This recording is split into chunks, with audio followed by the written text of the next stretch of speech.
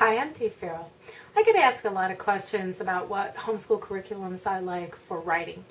And I thought about this, and I think, to me, there are two steps in teaching your kids how to write. And the first is teaching them how to express themselves. And this begins when they're very little.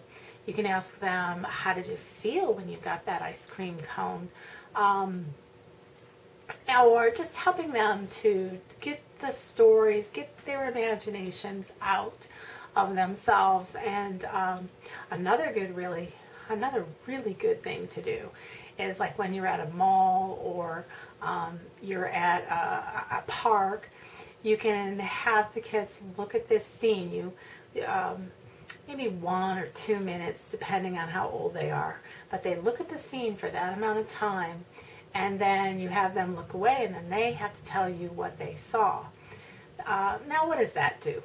But it teaches them to describe something. They're going to be using descriptive words. They're going to be using adjectives and adverbs. And they're going to maybe be bringing the feeling and the emotion into that. It's a setting, or it's a character study. They're going to be doing a pretty mature descriptive things through just that one little exercise. So then the second stage is teaching them structure that helps them master the basics. I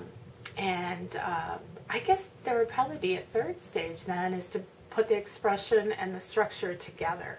But that wouldn't happen until they're older. So let's just recap. You have the expressing themselves when they're very young, and then you're going to transition into teaching formal grammar. So when do you transition? I wouldn't transition until they're probably 3rd to 4th grade, depending on how well they're performing these little descriptive things and how mature they are in being able to write. One book that I used is Harvey's Elementary Grammar and Composition.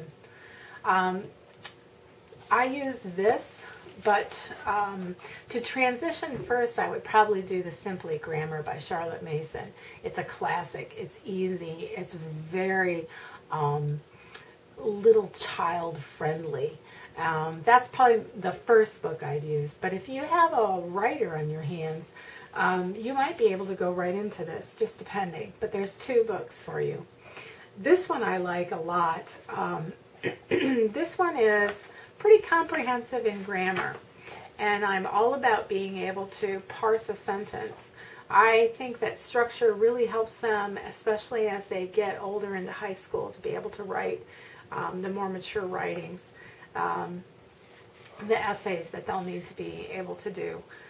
But here's where you start: Simply Grammar, and then Harvey's Elementary Grammar and Composition. And says composition, and like Simply Grammar, there's little pictures in here. They're little black and white ones, but there's a lot of little questions here that they would be able to write a story from.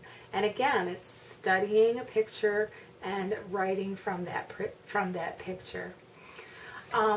Another series that I liked a lot was Learning Language Through Literature, and you're using real books.